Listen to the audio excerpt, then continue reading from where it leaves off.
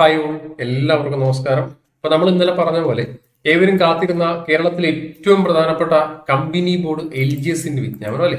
ഇപ്പൊ company board LGSന്റെ വിജ്ഞാപനം കുറച്ചു മുന്നേ വന്നിരുന്നു. ഈ കാറ്റഗറി നമ്പർ 423/2025 അടിസ്ഥാനമാക്കി കേരളത്തിലെ ഏറ്റവും പ്രധാനപ്പെട്ട ഏകദേശം 3500-4000-ഓളം അഡ്വൈസുകൾ നടക്കപ്പെടുന്ന കേരളത്തിലെ ഏറ്റവും പ്രധാനപ്പെട്ട കമ്പനി ബോർഡ് LGSന്റെ വിജ്ഞാപനമാണ് നിലവിൽ പുറത്തു വന്നിരിക്കുന്നത്. അപ്പൊ നമുക്ക് ആ വിജ്ഞാപനം വരുന്നതിന് മുന്നേ ഒരു പൊതു സംശയം ഉണ്ടായിരുന്നത് ഇതിൽ ഡിഗ്രിക്കാരെയും PGക്കാരെയും ഉൾപ്പെടുത്തുമോ എന്നൊരു പൊതു സംശയം ഉണ്ടായിരുന്നു. ആ സംശയത്തിന് കൃത്യമായ വിരാമമായിട്ടുണ്ട്. നമുക്ക് നോട്ടിഫിക്കേഷന്റെ വിശദീകരണങ്ങൾ കൃത്യമായിട്ട് പരിശോധിക്കാം. അതാ കൃത്യമായി നോക്കി. അപ്പൊ അതിനുവേണ്ടി നമ്മുടെ മിന്തി PSC യൂട്യൂബ് ചാനൽ കണ്ടുകൊണ്ടിരിക്കുന്ന എല്ലാവരും നമ്മുടെ യൂട്യൂബ് ക്ലാസ് കൃത്യമായി സബ്സ്ക്രൈബ് ചെയ്യാം. തൊട്ടപ്പുറത്ത് ബെൽ ബട്ടൺ ക്ലിക്ക് ചെയ്യുക, ഓൾ നോട്ടിഫിക്കേഷൻ അലേർട്ട് കൊടുക്കുക, എല്ലാ ഗ്രൂപ്പുകളിലേക്കും ചാനൽ കൃത്യമായിട്ട് ഷെയർ ചെയ്യുക. ഒന്ന് ബോർഡിലേക്ക് നോക്കിക്കോണേ. നോക്കൂ, ഞാൻ ആ സിലബസിന്റെ സിലബസ് നമ്മൾ ഇന്നലെ ചെയ്തിട്ടുണ്ട് കേട്ടോ. സെപ്പറേറ്റ് ഒരു വീഡിയോ ചെയ്തിട്ടുണ്ട്. നോട്ടിഫിക്കേഷൻ വിശദീകരണം പരിശോധിക്കാം. നോക്കി, ഒക്ടോബർ, അതായത് ഇന്ന് 30/10/2025 ആയിട്ടുള്ള ഇന്നാണ് വിജ്ഞാപനം. കുറച്ചു മുന്നേ വന്നു. ഇത് അപേക്ഷിക്കേണ്ട അവസാന ഡേറ്റ് എന്ന് പറയുന്നത് 3/12 ഡിസംബർ 3-ാം തീയതിയാണെന്ന് മറക്കരുത്. കാറ്റഗറി നമ്പർ 423/2025 ആണ് കാറ്റഗറി നമ്പർ. വിളിച്ചിരിക്കുന്ന ഫേം എന്ന് പറയുന്നത് കേരളത്തിലെ various government owner companies or corporations or ബോർഡുകളിലേക്കാണ്. പോസ്റ്റിന്റെ പേര് ഇവർക്കും അറിയാം, LGS ആണ് പോസ്റ്റിന്റെ പേര്. ശമ്പള സ്കെയിൽ കൃത്യമായി മെൻഷൻ ചെയ്തിട്ടില്ല. ഒരു LGSന് കിട്ടാവുന്ന ശമ്പളം തീർച്ചയായിട്ടും ഉണ്ടായിരിക്കും. ആന്റിസിപ്പേറ്റഡ് വേക്കൻസി എന്നാണ് കൊടുത്തിരിക്കുന്നത്. അത് ഏകദേശം 3500-ന് പുറമെ പോയിരിക്കും, മറക്കരുത്. അപ്പോൾ ശമ്പളം ഒരു 19-23 ശരിക്കും വരാറാണ്. LGSന്റെ ഒരു ശമ്പള റേഞ്ച് 19 ബേസും 23-ലാണ് എൻഡ് ചെയ്യുന്നത്. ശരിയാണ്. നമുക്ക് ഒരു ക്വാളിഫിക്കേഷൻ താഴോട്ട് കൊടുക്കും. അത് ക്വാളിഫിക്കേഷൻ വായിക്കാം. അതിന്റെ ഏജ് ഒന്ന് നോക്കിക്കോട്ടെ. നോക്കൂ, ഏജ് അതുപോലെ മാറ്റമൊന്നുമില്ല. 18-36 ഏജ് ലിമിറ്റ് ഉയർത്തിയിട്ടുമില്ല താഴ്ത്തിയിട്ടുമില്ല, പഴയ പോലെ തന്നെ. അപ്പൊ ജനറൽ കാറ്റഗറിക്ക് ആസ് യൂഷ്വൽ അതുപോലെ ജനറൽ എത്രയാണ്? 36 കൊടുത്തിട്ടുണ്ട്. OBCക്ക് 39 പോകുന്നതായിരിക്കും. SC STക്ക് അത് 41 പോകും. അപ്പൊ DOB ഇവിടെ കൊടുത്തിരിക്കുന്ന ജനറൽ കാറ്റഗറിന്റെയാണ്. നോക്കൂ, ഒൺലി കാൻഡിഡേറ്റ്സ് ബോൺ ബിറ്റ്വീൻ 2/1/1989-നും 1/1/2007 ഇടയിൽ ജനിച്ചവരായിരിക്കണം. പക്ഷെ ആ കൊടുത്തിരിക്കുന്ന ജനറൽ കാറ്റഗറിന്റെ ഏജ് ആണ്. അത് OBC ആവുമ്പോൾ ഇവിടുന്ന് 3 വയസ്സ് റിലാക്സേഷനും വരും. അത് ഈ 2/1/1986 എന്ന് പറയും. OBC ആവും 1986-ന് 2/1/1986-നും 1/1/2007 ഇടയിൽ ജനിച്ചവരായിരിക്കണം. അത് SC SCയിലേക്ക് പോകുമ്പോൾ 5 വയസ്സ് റിലാക്സേഷൻ എന്ന് പറയുമ്പോൾ 89 - 5 84 പോകും. അതായത് 2/1/1984-നും 1/1/2007 ഇടയിൽ ജനിച്ചവരായിരിക്കണം.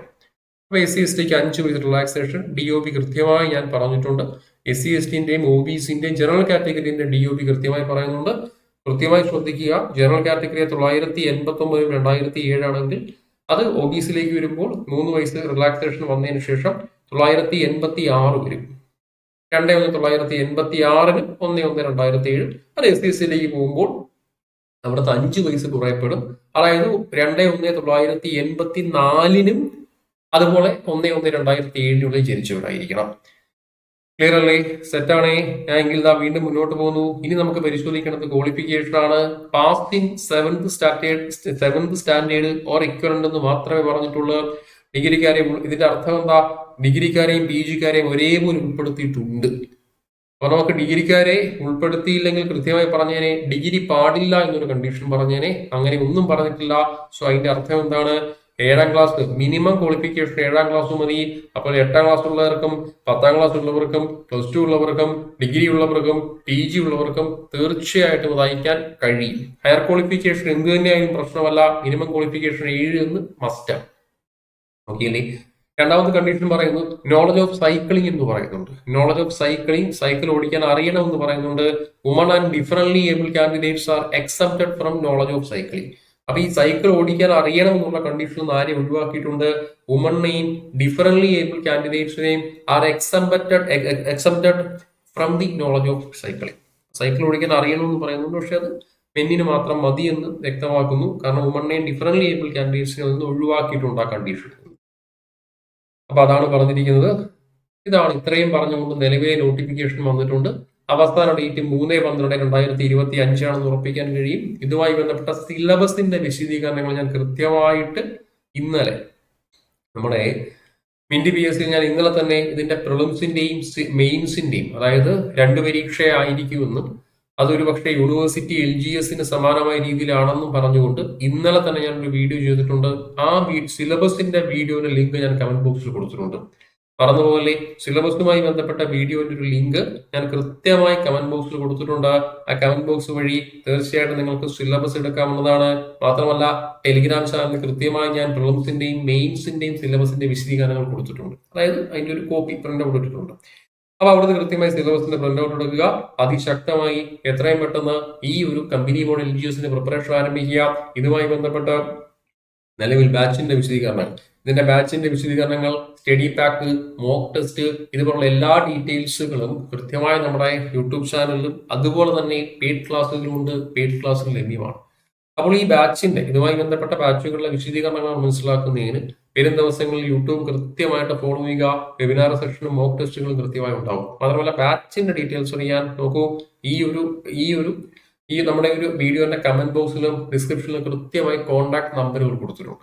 അപ്പൊ ആ നമ്പറിൽ കൃത്യമായി കോൺടാക്ട് ചെയ്യുക. ശേഷം വിശദീകരണങ്ങൾ മനസ്സിലാക്കുക. ശേഷം നേരെ ബാച്ചിലേക്ക് ജോയിൻ ചെയ്യും. ഓക്കെ, ബാക്കി എല്ലാ ഡീറ്റെയിൽസും വരും ദിവസങ്ങളിൽ പറയാം. നിലവിൽ നമ്മുടെ മിന്റ് PSC യൂട്യൂബ് ചാനൽ കണ്ടുകൊണ്ടിരിക്കുന്ന എല്ലാവരും യൂട്യൂബ് ചാനൽ കൃത്യം സബ്സ്ക്രൈബ് ചെയ്യാം. തൊട്ടപ്പുറത്തെ ബെൽ ബട്ടൺ ക്ലിക്ക് ചെയ്യുക. ഓൾ നോട്ടിഫിക്കേഷൻ അലേർട്ട് കൊടുക്കുക. എല്ലാ ഗ്രൂപ്പുകളിലേക്കും ചാനൽ കൃത്യമായിട്ട് ഷെയർ ചെയ്യുക. Okay thank you.